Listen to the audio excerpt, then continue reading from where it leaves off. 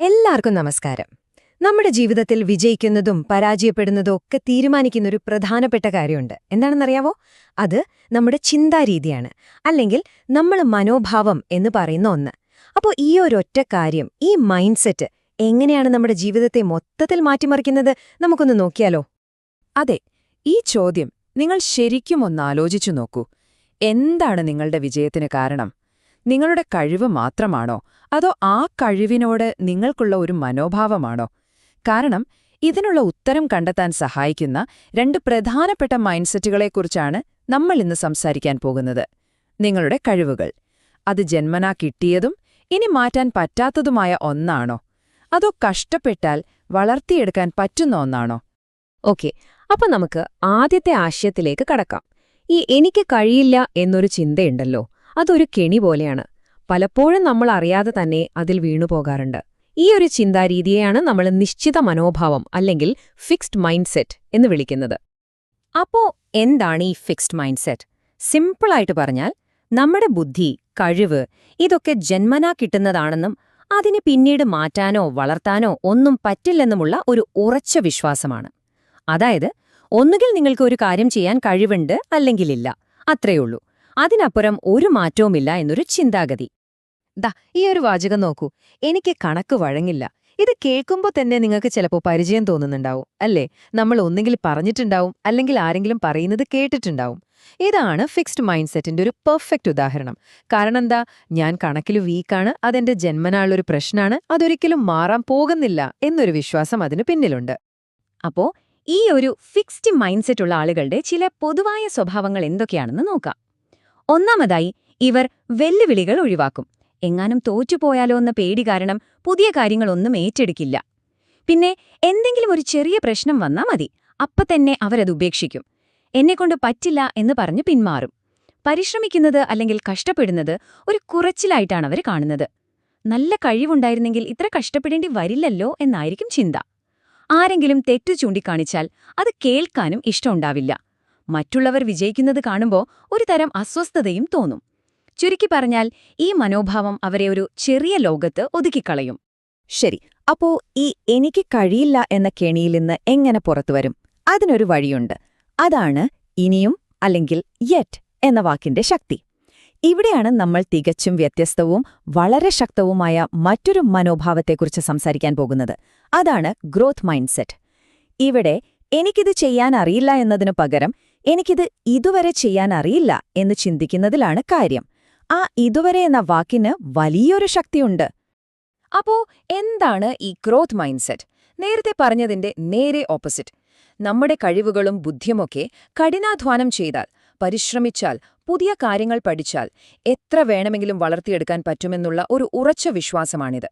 അതായത്, കഴിവ് എന്നു പറയുന്നത് ഒരു സ്റ്റാർട്ടിംഗ് പോയിന്റ് മാത്രമാണ്, അതൊരിക്കലും ഒരു ഫുൾ സ്റ്റോപ്പ് അല്ല.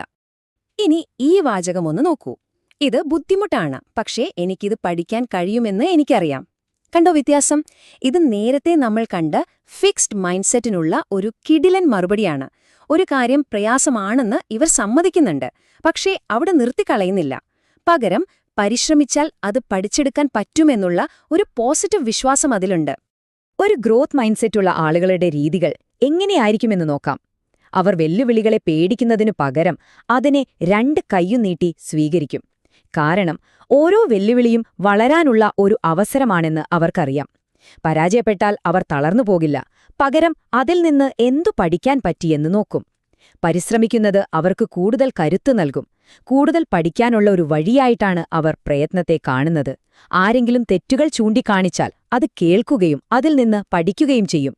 മറ്റൊരാൾ വിജയിക്കുമ്പോൾ അസൂയപ്പെടുന്നതിനു പകരം അവർക്കത് സാധിച്ചെങ്കിൽ എനിക്കും സാധിക്കും എന്ന പ്രചോദനമാണ് അവർക്ക് കിട്ടുന്നത്. ഇങ്ങനെ അവരെപ്പോഴും സ്വയം മെച്ചപ്പെട്ടുകൊണ്ടിരിക്കും. അവരുടെ ലോകം അനുദിനം വലുതായിക്കൊണ്ടിരിക്കും. ഓക്കെ, അപ്പോ ഈ രണ്ട് മൈൻഡ് സെറ്റുകളെക്കുറിച്ചും നമ്മൾ കേട്ടു. ഇനി ഇവ തമ്മിലുള്ള വ്യത്യാസം ശരിക്കും മനസ്സിലാക്കാൻ നമുക്കൊരു നേർക്കുനേർ താരതമ്യം നടത്തി നോക്കാം, അല്ലേ? ഒരേ സാഹചര്യം വരുമ്പോൾ ഈ രണ്ട് കൂട്ടരും എങ്ങനെയാണ് പ്രതികരിക്കുന്നതെന്ന് നമുക്ക് നോക്കാം. ഈ ടേബിളൊന്ന് നോക്കൂ, എല്ലാം ക്ലിയർ ആവും. ആദ്യം വെല്ലുവിളികളുടെ കാര്യമെടുക്കാം. ഫിക്സ്ഡ് മൈൻഡ് സെറ്റുള്ളയാൾ എന്തു ചെയ്യും? അയ്യോ, ഇത് ചെയ്താൽ തോറ്റുപോയാലോ എന്ന് പേടിച്ച് ഒഴിഞ്ഞുമാറും. പക്ഷെ ഗ്രോത്ത് മൈൻഡ് സെറ്റുള്ളയാൾ പറയും, ഇതൊരു നല്ല അവസരമാണ്, എനിക്ക് വളരാൻ പറ്റും. ഇനി പരാജയം സംഭവിച്ചാലോ? ഫിക്സ്ഡ് മൈൻഡ് സെറ്റിൽ എനിക്ക് കഴിവില്ല എന്ന് പറഞ്ഞ് വിഷമിച്ചിരിക്കും. ഗ്രോത്ത് മൈൻഡ് സെറ്റിലോ ഓക്കെ, ഈ തെറ്റിൽ നിന്ന് എനിക്ക് എന്ത് പഠിക്കാൻ പറ്റി എന്ന് ചിന്തിക്കും. പരിശ്രമത്തിന്റെ കാര്യത്തിലോ കഷ്ടപ്പെടേണ്ടി വരുന്നുണ്ടെങ്കിൽ എനിക്ക് ബുദ്ധിയില്ല എന്നാണ് ഫിക്സ്ഡ് മൈൻഡ് സെറ്റ്. മറ്റേയാൾക്കോ ഓരോ പരിശ്രമവും എന്നെ കൂടുതൽ ശക്തനാക്കുകയാണ് എന്ന വിശ്വാസമാണ്. പഠനത്തിന്റെ കാര്യത്തിലും ഇതേ വ്യത്യാസം കാണാം. ഒരാൾ എനിക്കറിയേണ്ടതൊക്കെ അറിയാം എന്ന് പറയുമ്പോൾ മറ്റേയാൾ പുതിയ കാര്യങ്ങൾ പഠിക്കാൻ എനിക്കെപ്പോഴും താൽപ്പര്യമുണ്ട് എന്ന് പറയും. കണ്ടില്ലേ, ഒരേ സാഹചര്യത്തോടുള്ള പ്രതികരണത്തിലെ ഈ വ്യത്യാസമാണ് ഈ രണ്ടു മനോഭാവങ്ങളെയും വേർതിരിക്കുന്നത്. ശരി, അപ്പോ എന്താണ് ഫിക്സ്ഡ് മൈൻഡ് സെറ്റ്, എന്താണ് ഗ്രോത്ത് മൈൻഡ് സെറ്റ് എന്നൊക്കെ നമുക്കിപ്പോൾ വ്യക്തമായി അറിയാം. ഇനി ഏറ്റവും പ്രധാനപ്പെട്ട ചോദ്യം, നമുക്ക് എങ്ങനെ ഒരു ഗ്രോത്ത് മൈൻഡ് സെറ്റ് വളർത്തിയെടുക്കാം? ഇത് വെറുതെ അറിഞ്ഞാൽ മാത്രം പോരല്ലോ, ജീവിതത്തിൽ കൊണ്ടുവരണ്ടേ? അതിനുള്ള ചില പ്രാക്ടിക്കൽ സ്റ്റെപ്പുകളാണ് നമ്മൾ ഇനി നോക്കാൻ പോകുന്നത്. അപ്പോ ഒന്നാമത്തെ സ്റ്റെപ്പ് ഇതാണ്: തെറ്റുകളെ ഒരു പാഠമായി കാണുക. പരാജയപ്പെടുമ്പോ എല്ലാം തീർന്നു എന്ന് ചിന്തിക്കാതെ എവിടെയാണ് എനിക്ക് തെറ്റിയത്, അതിൽ നിന്ന് എന്ത് പഠിക്കാം എന്ന് സ്വയം ചോദിക്കുക. ഓരോ തെറ്റും ഒരു പുതിയ പാഠമാണ്. രണ്ടാമതായി, കഴിവിനേക്കാൾ കൂടുതൽ പ്രയത്നത്തിന് വില കൊടുക്കുക. ഒരാൾക്ക് ജന്മനാ നല്ല ബുദ്ധിയുണ്ടാകാം, പക്ഷേ കഠിനാധ്വാനവും സ്ഥിരോത്സാഹവുമാണ് യഥാർത്ഥത്തിൽ പ്രധാനമെന്ന് മനസ്സിലാക്കുക. നിങ്ങൾ ചെയ്ത പരിശ്രമത്തെ സ്വയം അഭിനന്ദിക്കുക. മൂന്നാമത്തെ പോയിന്റ്, പഠനം ഒരിക്കലും നിർത്താതിരിക്കുക. പഠനം എന്നത് സ്കൂളിലോ കോളേജിലോ തീരുന്ന ഒന്നല്ല, അതൊരു ജീവിതയാത്രയാണ്. എപ്പോഴും പുതിയ കാര്യങ്ങൾ പഠിക്കാൻ ഒരു താൽപ്പര്യം കാണിക്കുക. അവസാനമായി, മറ്റുള്ളവരുടെ വിജയത്തിൽ നിന്ന് പ്രചോദനം കണ്ടെത്തുക. ഒരാൾ വിജയിക്കുന്നത് കാണുമ്പോൾ അസൂയപ്പെടുന്നതിന് പകരം അതൊരു മോട്ടിവേഷനായി എടുക്കുക. അവർക്കത് സാധിക്കുമെങ്കിൽ പരിശ്രമിച്ചാൽ എനിക്കും സാധിക്കും എന്ന ചിന്ത വളർത്തുക. ഈ പറയുന്നതൊന്നും അത്ര വലിയ കാര്യങ്ങളല്ല, അല്ലേ? പക്ഷെ നമ്മുടെ ചിന്താഗതിയിലെ ഈ ചെറിയ മാറ്റങ്ങൾ ജീവിതത്തിൽ വലിയ വ്യത്യാസങ്ങൾ കൊണ്ടുവരും. അപ്പോ നമ്മൾ ഇത്രയും നേരം സംസാരിച്ചതിന്റെ എല്ലാം കാതൽ എന്താണ്? നിങ്ങളുടെ കഴിവുകൾക്ക് ഒരു പരിധിയുണ്ടോ ഇല്ലയോ എന്ന് തീരുമാനിക്കുന്നത് ഒരേ ഒരു കാര്യമാണ്. അത് നിങ്ങളുടെ തിരഞ്ഞെടുപ്പാണ്, നിങ്ങളുടെ മനോഭാവം. ഒന്നോർത്തു നോക്കൂ, ഒരു ഫിക്സ്ഡ് മൈൻഡ് സെറ്റ് നിങ്ങളെ ഒരു മതിലിനകത്ത് തളച്ചിടുന്നത് പോലെയാണ്. എന്നാൽ ഒരു ഗ്രോത്ത് മൈൻഡ് സെറ്റ് ആണെങ്കിലോ, അത് നിങ്ങൾക്ക് മുന്നിൽ അനന്തമായ സാധ്യതകളിലേക്കുള്ളൊരു വാതിൽ തുറന്നു തരും. അപ്പോ ആ വാതിൽ തുറന്ന് പുറത്തേക്ക് കടക്കണോ അതോ ആ മതിലിനുള്ളിൽ തന്നെ ഒതുങ്ങിക്കൂടണോ എന്നത് അത് നിങ്ങളെടുക്കേണ്ട തീരുമാനമാണ്. അതുകൊണ്ട് ഈ ഒരു ശക്തമായ ചിന്തയോടെ നമുക്ക് അവസാനിപ്പിക്കാം. നിങ്ങൾക്കൊരു പരിധിയുണ്ടെങ്കിൽ അത് നിങ്ങൾ സ്വയം വെക്കുന്ന പരിധി മാത്രമാണ്. മറ്റാരുമല്ല നിങ്ങളുടെ കഴിവുകളെ പരിമിതപ്പെടുത്തുന്നത്, അത് നിങ്ങൾ തന്നെയാണ്. അതുകൊണ്ട് ആ പരിധികളെല്ലാം മാറ്റി വളർച്ചയുടെ പാത തിരഞ്ഞെടുക്കാൻ നിങ്ങൾക്ക് ഓരോരുത്തർക്കും കഴിയട്ടെ.